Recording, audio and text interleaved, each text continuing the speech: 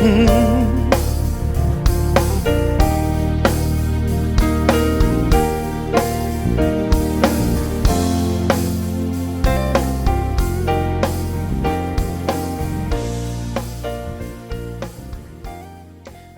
and welcome to Radio OPAC. We're a division of the Ohio Prison Arts Connection. OPAC connects people to the arts inside and outside of prison.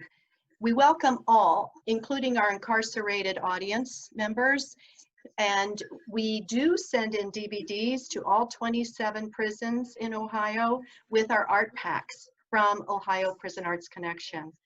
So we'd like to meet our guest today, and just know this, you will be able to join in the conversation at the end of our 15-minute interview. Just go to the comments section and you'll find the Zoom link.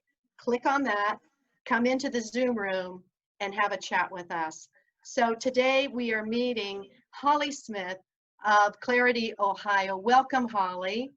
Hi, thank you so much for having me. We're happy to see you.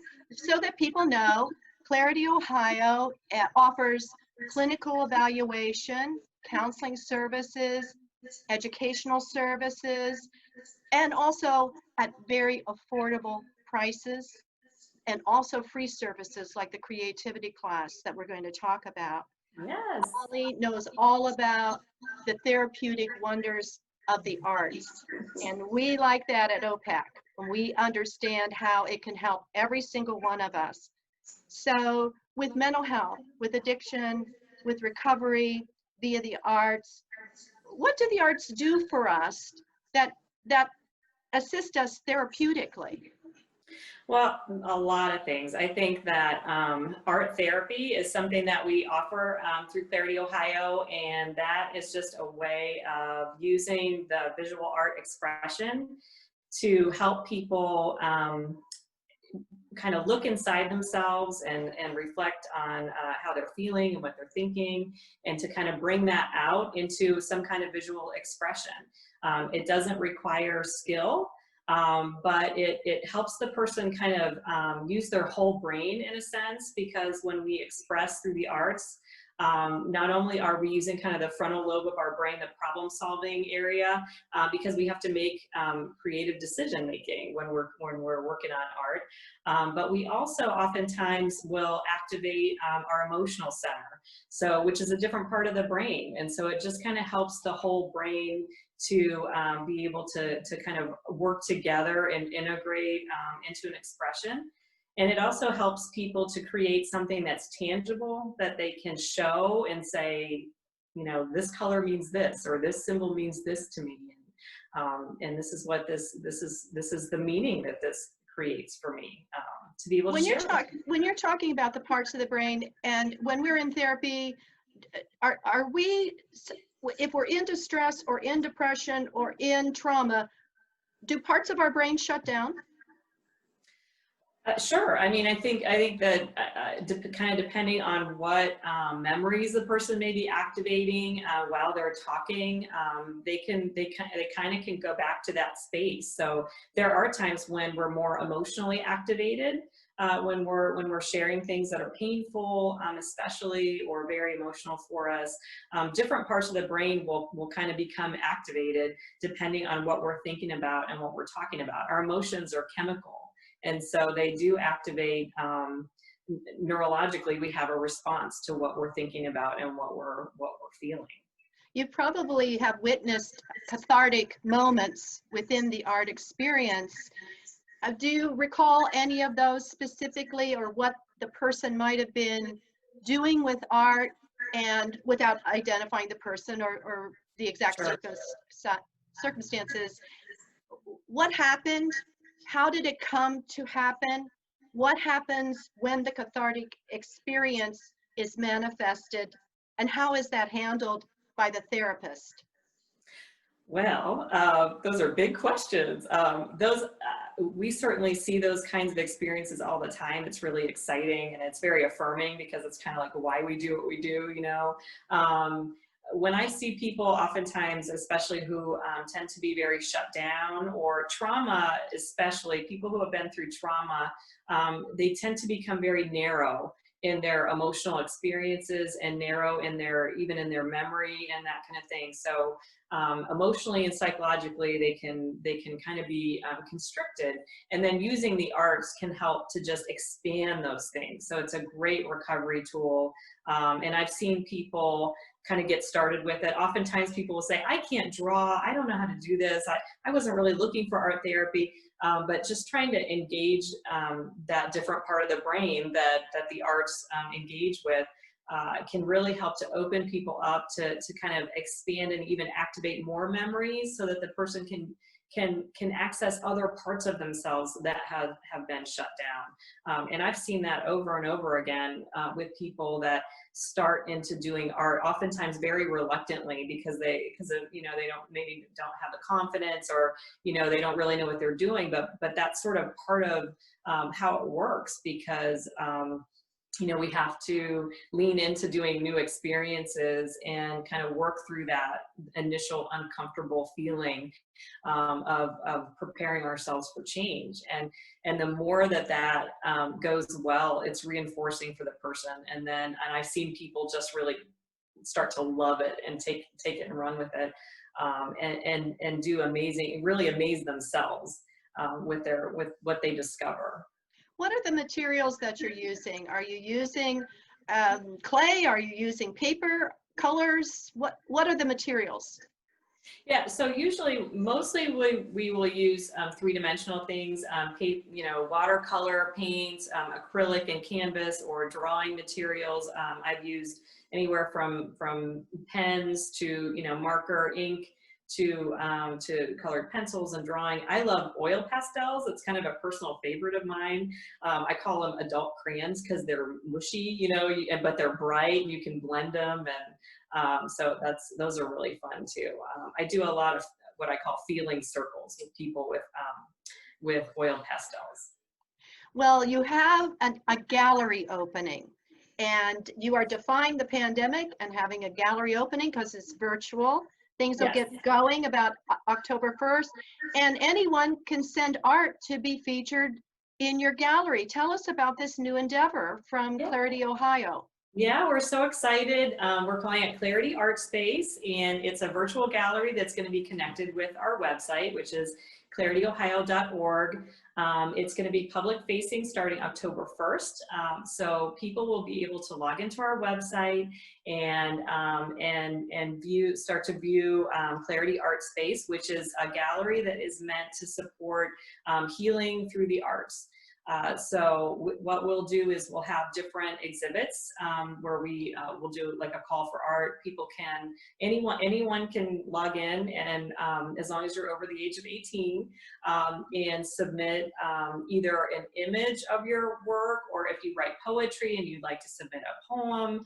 I believe they're even setting up to take voice clips if you'd like to do a reading.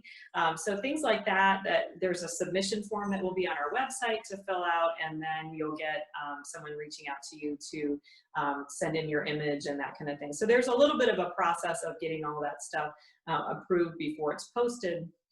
People have to sign an authorization for public viewing of their work, and anyone can submit. So we just want to use it as a space to highlight how the arts can help people heal. We'll have different kinds of themes, and our first theme is going to be how we use art for self-care.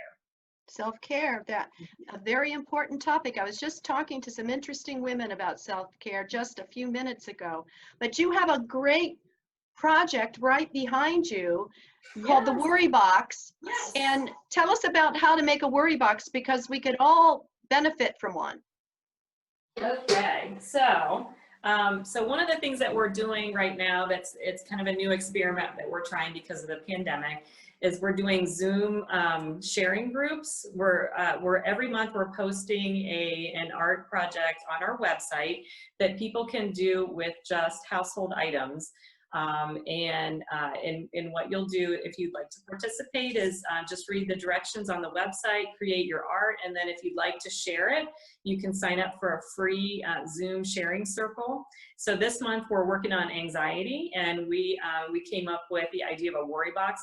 I actually have a wonderful art therapy intern that's working with me right now. Her name is Mallory. She's on our website too, and this was her idea. So I want to give her some credit too. And so what you do is I just used a shoebox. So just any box with a lid, because the idea is you're gonna use this to express things that you have worries or anxieties about and put them in the box as a containment kind of idea. So on the outside of the box, you're just going to find images or words that are calming or affirming to you. And then on the inside of the box, images that might represent fear or anxiety or words that go along with that or how your worry might feel to you. And then you just use it as a place where you can write those things down and put it in the box. And then one of the ways that we're using it as well is writing an affirmation.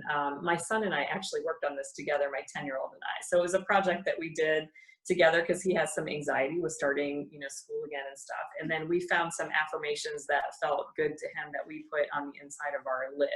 So actually, when he does struggle with anxiety, we pick it up and we read the affirmations together, and it kind of helps to ground us again in our thinking.